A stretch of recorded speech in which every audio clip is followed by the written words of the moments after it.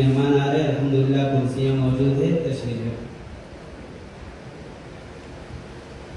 السلام علیکم ورحمۃ اللہ وبرکاتہ۔ اس سے پہلے کہ تقریر شروع ہو، میں بڑے ہی ادب و احترام کے ساتھ ڈاکٹر ریاض خان صاحب سے درخواست کرتا ہوں کہ ڈیسک پہ تشریف لائے، ہمت افزائی ہو۔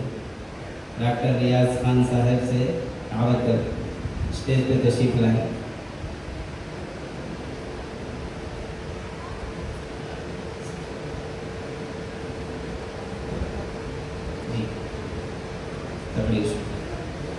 بسم اللہ الرحمن الرحیم۔ الحمد للہ وکفى وسلام علی عباده الذین اصطفى، اما بعد، قال اللہ تعالی وذکر فإن الذکریٰ تنفع المؤمنین۔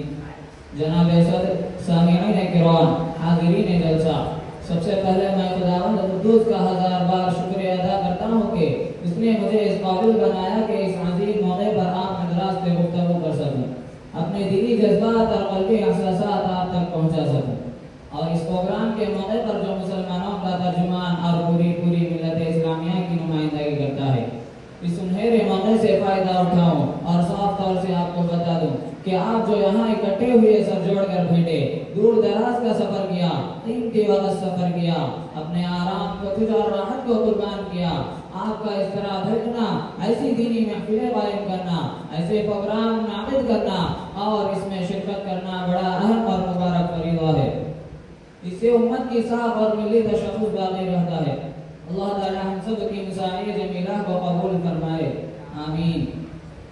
حضرات، اس موقع پر مدارس اسلامیہ کی اہمیت و افادیت پر روشنی ڈالنا چاہتا ہوں۔ یہ مدارس جو اس وقت آپ کے سامنے ہے، بہت سے جھونپڑیوں اور چھپروں کی شکل میں، کوئی قلعے کی شکل میں، کوئی بہترین و شاندار عمارتوں کی شکل میں، دراصل یہ سب اسلام کے مضبوط قلعے ہیں، دین کی آہنی حصار ہے، ان سے ملت کا تشخص قائم ہے، یہ امت اسلامیہ کے دھڑکتے دل ہے، یہ اسلامی کلچر و ثقافت کے آئینے دار ہے، یہ اخلاق و ایمان اور اخلاص و روحانیت کے سرچشمے ہے۔ یہاں مردہ دلوں کو زندگی ملتی ہے، یہاں پیسوں کو سیرابی ملتا ہے، یہاں طلباء کے قلوب میں اخوت و ہمدردی، مساوات و رواداری کی تکمندی کی جاتی ہے، اور سب سے بڑی بات یہ ہے کہ یہاں ان کے افکار و عقائد صحیح ہوتے ہیں، ان میں فکر آخرت پیدا کرنے کی کوشش کی جاتی ہے، آنے والے زندگی کے لیے ٹریننگ دیے جاتے ہیں، اسے سوالوں کے جوابات یاد کرائے جاتے ہیں۔ دوستو، بہت سے حضرات اسے حقیقت سمجھتے ہیں کہ دنیا بہت ترقی کر گئی، اس میں بہت سی چیزوں کی ایجاد ہو گئی، اس کی بھی کوشش ہو رہی ہے کہ سورج، چاند اور سیاروں کو اپنے قبضے میں کر لیا جائے، طرح طرح کے انکشافات ہو رہے ہیں، ان سائنسی ایجادات نے بہت سی چیزوں کی انکار کر دیا ہے، لیکن آپ سوچ کر اپنے دل پر ہاتھ رکھ کر خدا را مجھے بتائے، کسی نے اس دوبس زمین کے ٹکڑے کا بھی انکار کیا ہے؟ کسی نے موت کے وقت کو 2-4 گھنٹے کے لیے معاصر کیا ہے؟ سانس کی رفتار پر میں کسی کا قابو ہوا ہے؟ زندگی بھی کوئی دوبارہ واپس لا سکا ہے؟ گزرے ہوئے لمحات کسی کے بس میں ہے؟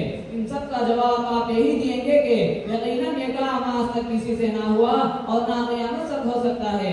جب ہمیں اس کا یقین ہے کہ ہمیں مرنا ضرور ہے، حساب کا کتاب بھی ہونا ہے، جس نے پیدا کیا وہ زندگی کے بارے میں سوال کرے گا، ان نعمتوں کے بارے میں پوچھے گا، قبر میں سوال و جواب ہوں گے، ان سوالات کے جوابات، ان کی مشق و تمرین اور ٹریننگ۔